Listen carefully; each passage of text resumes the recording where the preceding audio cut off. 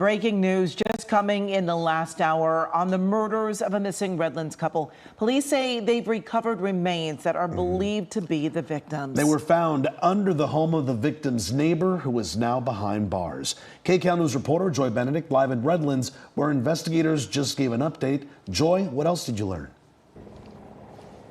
Yeah, guys, I mean, we've been out here all week, right? And this is certainly not the ending that anyone here in this community wanted when they heard that their neighbors, a couple in their 70s, went missing last weekend. But here we are on this Friday, and you can see police are still blocking everyone from coming in and out if they do not, in fact, live in this community. But they announced a short time ago that the remains that have been found are believed to be that of Stephanie and Dan Bernard.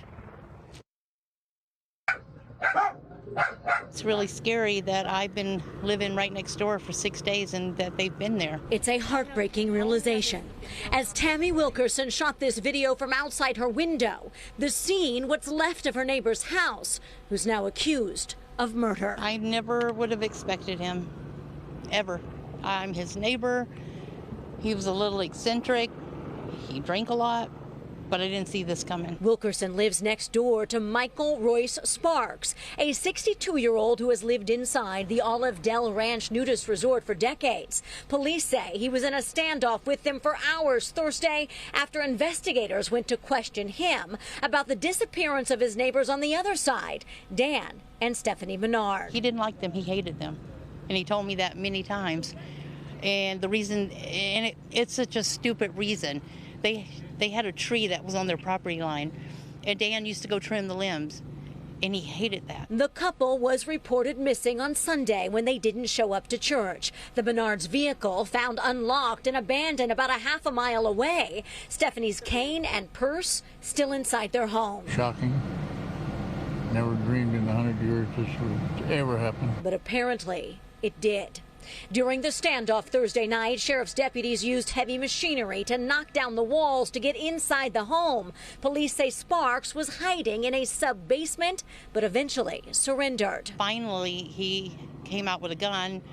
They told him, drop the gun, put your hands behind your head, and it was all surreal. Friday, cadaver dogs picked up a scent, and police confirmed remains were found under the home, what's believed to be left of these beloved neighbors in this community, leaving many here with a sadness that is hard to explain. It's such a horrible way and such a petty thing. That didn't have to happen. I feel so bad for them, and still kind of hoping it's not them. I think that's what everybody hoped, but investigators have left for the evening. They took those remains with them, or I should say the coroner did, but they plan to come back tomorrow to sort of go through some of that debris that's left over of the home. They said they didn't have the proper equipment to do that here today, so that part of this will continue tomorrow. As for Sparks, again, he is behind bars. He's expected to make his first appearance in court on Tuesday. Guys. Thank you so much, Joy.